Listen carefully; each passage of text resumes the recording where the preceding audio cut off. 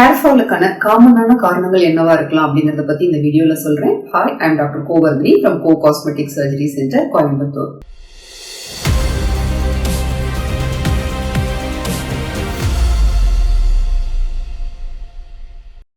மெயினா hair fall பாத்தீங்கன்னா nutritional deficiency தான் காமனான ரீசன் ஹேர் ஃபாலுக்கு. அதுலயும் பாத்தீங்கன்னா அயர்ன் டெஃபிஷியன்சி அனீமியா, அதாவது நம்ம உடம்புல ஹீமோகுளோபின் குறைஞ்சதுன்னா வரக்கூடிய அயர்ன் டெஃபிஷியன்சி அனீமியா வந்து காமனா ஹேர் ஃபால் இன்டியூஸ் பண்ணும். இது மட்டும் இல்லாம ஹேருக்கான விட்டமின்ஸ், அதாவது விட்டமின் B12 இருக்கலாம் அல்லது விட்டமின் D இருக்கலாம். இந்த மாதிரியான ஹேருக்கான முக்கியமான விட்டமின்ஸ் குறையிறதுனாலையும் ஹேர் ஃபால் வரலாம்.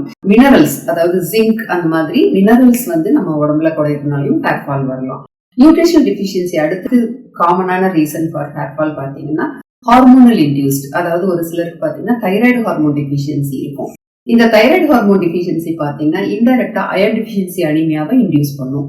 அதனால இதை வந்து இந்த மாதிரி தைராய்டு ஹார்மோன் டெஃபிஷியன்சி இருந்தாலும் ஹேர் ஃபால் ஆகிறதுக்கான வாய்ப்புகள் மிக அதிகம். இன்னும் ஒரு சிலருக்கு பாத்தீங்கன்னா PCOD-பாங்க, அதாவது பாலிசிஸ்டிக் ஒவேரியன் டிசீஸ், அந்த மாதிரி ஒவேரியன் சிஸ்ட் சிண்ட்ரோம்ஸ், அந்த மாதிரி எல்லாம் இருக்கிறவங்களுக்கும் ஹேர் ஃபால் அதிகமாக வாய்ப்பு இருக்கு. இன்னும் ஒரு காமனான ரீசன் பாத்தீங்கன்னா ஒரு சிலருக்கு மேஜர் ஸ்ட்ரெஸ், அதாவது ஏதாவது ஒரு அடிபட்டிருக்கலாம், அவங்களுக்கு ஏதாவது ஒரு கால்ல ஃப்ராக்சர் அந்த மாதிரி ஆயிருக்கலாம், இல்லை ஏதாவது மென்டல் ஸ்ட்ரெஸ்ஸா இருக்கலாம், ஏதாவது ஒரு வகையில அக்யூட் ஸ்ட்ரெஸ் அந்த மாதிரி ஒரு கண்டிஷன்ல இருந்தாங்கன்னா, இப்போ ஒரு சிலர் வந்து டெலிவரி ஆகிறதே ஒரு ஸ்ட்ரெஸ்ன்னு தான் சொல்லலாம்.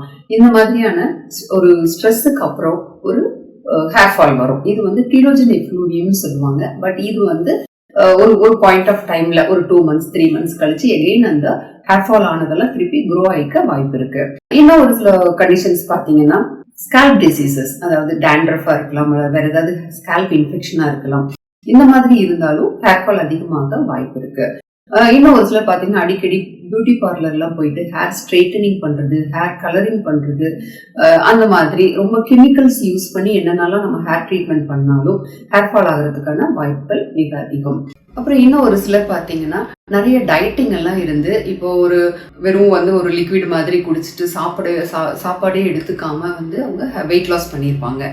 அதனாலயா இருக்கலாம். அல்லது பெரியோட்ரிக் சர்ஜரி, அதாவது நம்ம குடலை கம்மி பண்றது, ஸ்டொமக் சைஸை சின்னது பண்றது, அந்த மாதிரி பண்ணி அவங்க ரொம்ப ஓவர் வெயிட்டா இருக்கிறத குறைக்கிறதுக்கு ட்ரை பண்ணி வெயிட் லாஸ் பண்ணியிருப்பாங்க. அந்த மாதிரி கண்டிஷன்ஸ்லயும் நியூட்ரிஷனல் டெஃபிஷியன்சினால அதை ஃபாலோ பண்ணி ஹேர் ஃபால் அதிகமாக வர்றதுக்கு வாய்ப்புகள் இருக்கு.